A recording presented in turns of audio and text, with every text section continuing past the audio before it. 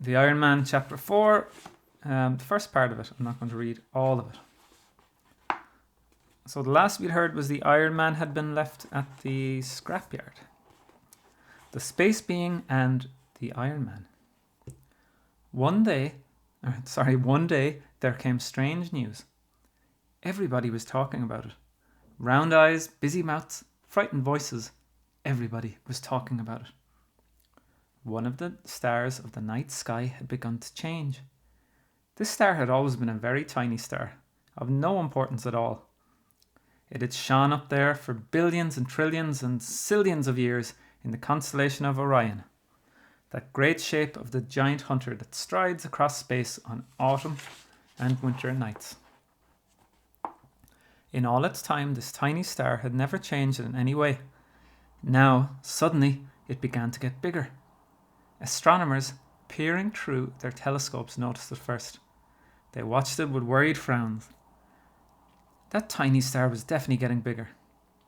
And not just bigger, but bigger and bigger and bigger. Each night it was bigger.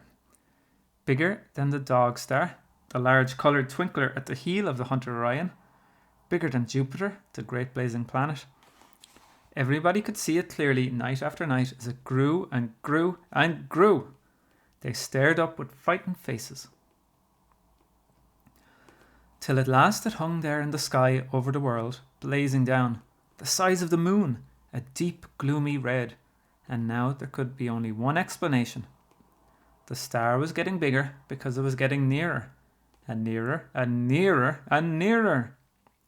It was rushing towards the world, faster than a bullet, faster than any rocket, faster even than a meteorite. And if it hit the world at that speed, why, the whole world would simply be blasted to bits in the twinkling of an eye. It would be like an express train hitting a bowl of goldfish. No wonder the people stared up with frightened faces. No wonder the astronomers watched it through their telescopes with worried frowns. But all of a sudden, a strange thing. The star seemed to have stopped. There it hung, a deep and gloomy red, just the size of the moon. It got no smaller. It got no bigger. It wasn't coming any nearer, but it wasn't going away either. Now everybody tried to explain why and how this was. What had happened? What was happening? What was going to happen?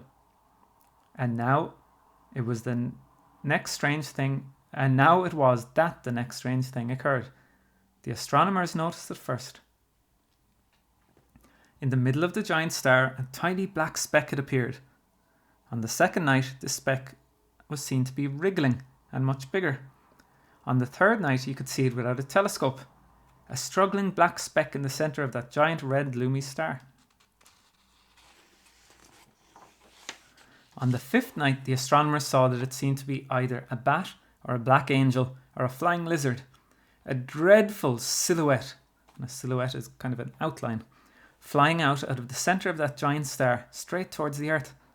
What was coming out of the giant star? Each night, when the astronomers returned to their telescopes to peer up, this black flying horror was bigger. With slow, gigantic wing beats, with long, slow writhings of its body, it was coming down through space, outlined black against its red star. Within a few more nights, its shape had completely blotted out the red star. The nameless, immense bat angel was flying down at the earth like a great black swan. It was definitely coming straight at the earth. It took several days to cover the distance. Then, for one awful night, its wings seemed to be filling most of the sky.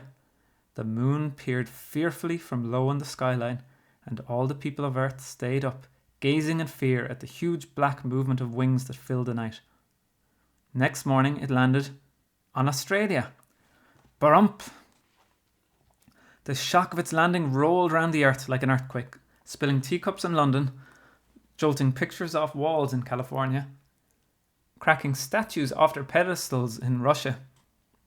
The thing had actually landed, and it was a terrific dragon. Terribly black, terribly scaly, terribly knobbly, terribly horned, terribly hairy, terribly clawed, terribly fanged, with vast, indescribably terrible eyes, each one as big as Switzerland.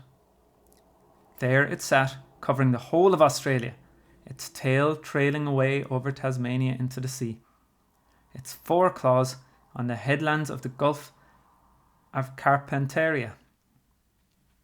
Luckily, the mountains and hills propped its belly up clear of the valleys, and the Australians could still move about in the pitch darkness under this new sky, this low, queer covering of scales. They crowded towards the light that came in along its sides.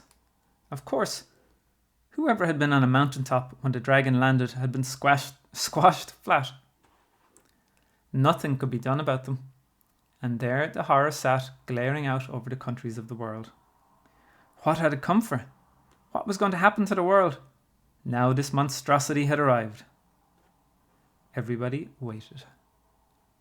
And we will leave it there for today.